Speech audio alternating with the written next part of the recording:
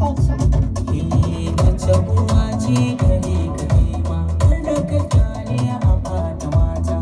Ba yaya kana da kanwa, wata ran yayanka har da mata. Wacce uwa ce gare ka kai ma, har da ka kyale a bata mata.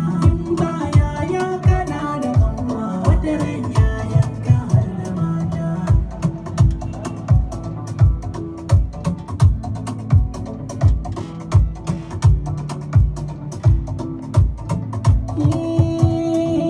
Abinda kullum ke mini ciwo a yau da so za na furta.